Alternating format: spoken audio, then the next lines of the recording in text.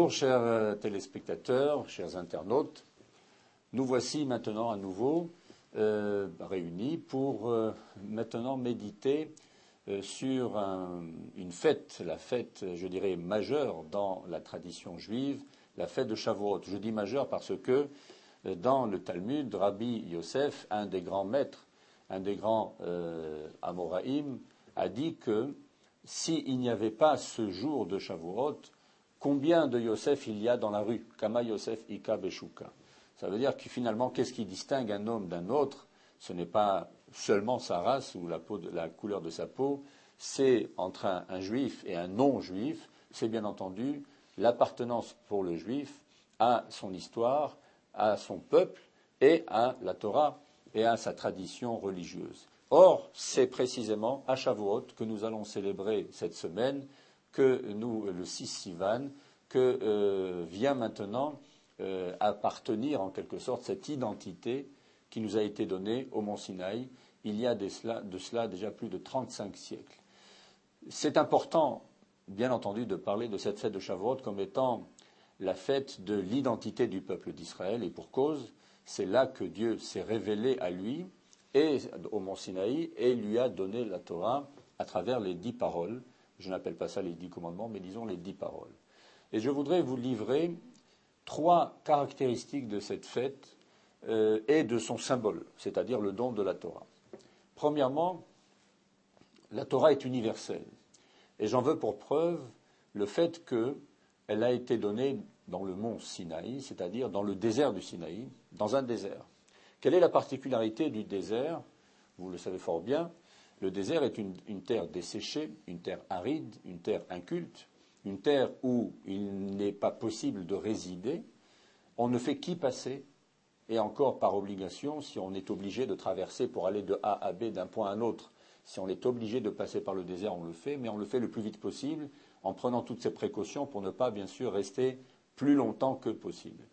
Et véritablement, cette terre désolée, désertique, Eretz Sia, Eretz Salmavet, beaucoup d'appellations sont données dans les textes bibliques, cette terre-là, eh bien, on s'attendrait à tout sauf à y entendre une voix. Sauf à y entendre, et quelle voix? Celle de Dieu qui se révèle à son peuple et qui lui donne les 10 paroles.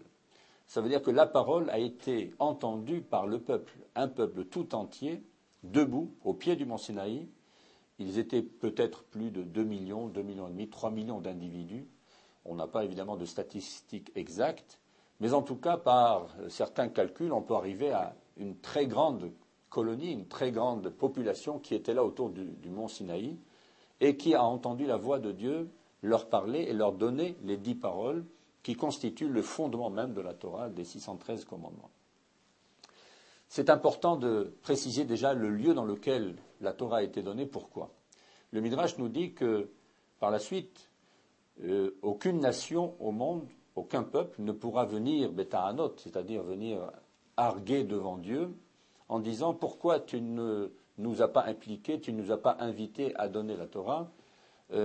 Si Dieu avait attendu que le peuple soit rentré en terre de Canaan, en terre d'Israël, et qu'après seulement Dieu leur avait donné la Torah, cela aurait été, on va dire, sur un plan stratégique, très maladroit. Pourquoi? Parce que, à ce moment-là, les nations auraient pu dire Dieu a fait rentrer son peuple dans la terre de Canaan, donc avec des frontières définies, et une fois qu'ils étaient installés là-bas, il leur a donné la Torah comme si la Torah n'était prévue que à l'intention du peuple d'Israël et qu'elle ne concernait aucun autre peuple sur terre. Or, ce n'est pas le cas. Dieu a d'abord donné la Torah au mont Sinaï dans le désert à Israël, et ensuite seulement Israël s'apprêtait à rentrer en terre de Canaan pour conquérir la terre promise.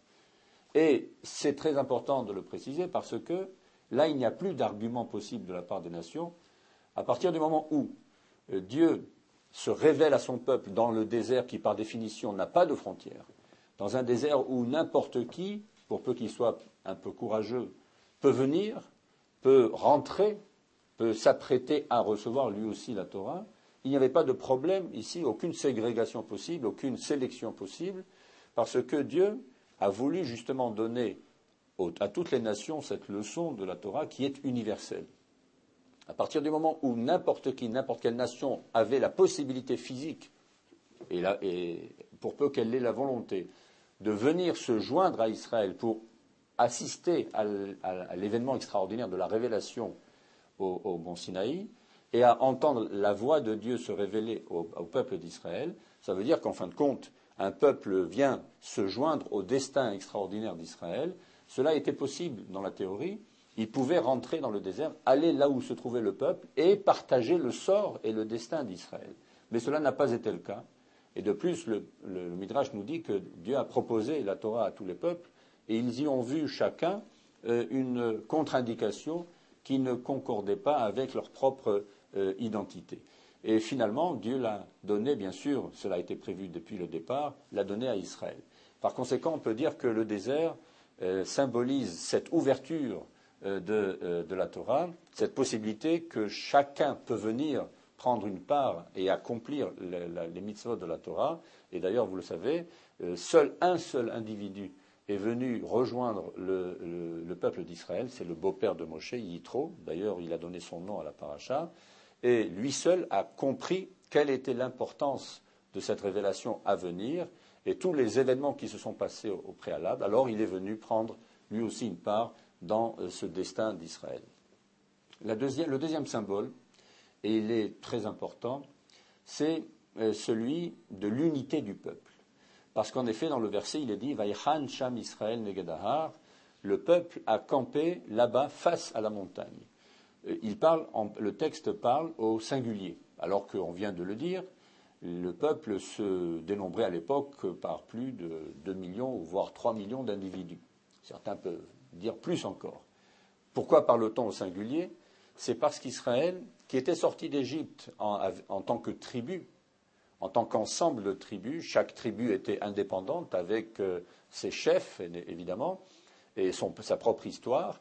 Voilà que les tribus sont venues un petit peu mélangées au pied du mont Sinaï, mais le fait est que c'est à ce moment-là qu'ils ont pris conscience de la nécessité de s'unir.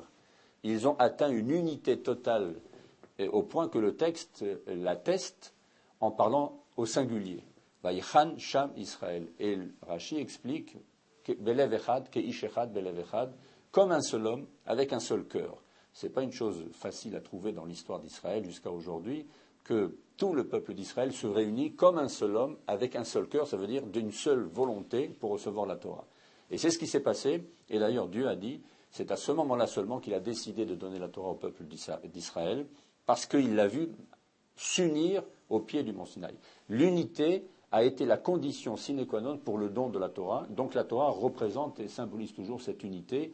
Que vous soyez de Paris, de New York, de Londres ou de Tel Aviv ou d'Yerushalayim, lorsque, bien sûr, chacun a son opinion, en tant que juif, bien sûr, mais lorsque l'on parle de Torah, on s'unit, on se réunit sur la même base. Et le troisième symbole que je vais vous proposer à retenir pour la Torah, c'est celui de l'humilité, de la modestie. Et là, en effet, là aussi, le Midrash insiste sur le fait que Dieu est descendu sur la montagne. Or, cette montagne, c'était la plus modeste. C'était la moins élevée. Et une modeste, je dirais, une montagne que rien, peut-être, ne préparait à un événement aussi important dans l'histoire. Et d'ailleurs, un des noms du mont Sinaï, un autre nom, c'est le mont Chorev. Le mont Chorev, ça veut dire le mont pelé.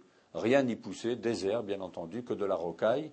Dieu n'a pas choisi de descendre sur une des montagnes majestueuses qu'il y a dans la région, sur le mont Hermon par exemple, ou sur d'autres montagnes, uniquement celle-ci, et celle-ci véritablement va symboliser la modestie. Et là encore, Dieu a voulu donner une leçon à Israël, après l'unité du peuple d'Israël, en lui montrant que lui, le maître du monde, descend sur la montagne pour aller rencontrer son peuple, sur la montagne la plus petite. À partir de là, on peut considérer que la Torah, elle ne s'attache qu'aux hommes modestes. Et d'ailleurs, celui qui l'a donné, c'est-à-dire Moshe, est bien connu dans le texte, dans la Torah, en tant qu'homme le plus modeste de la création. Veish Moshe Anav Me'od, c'était l'homme le plus modeste.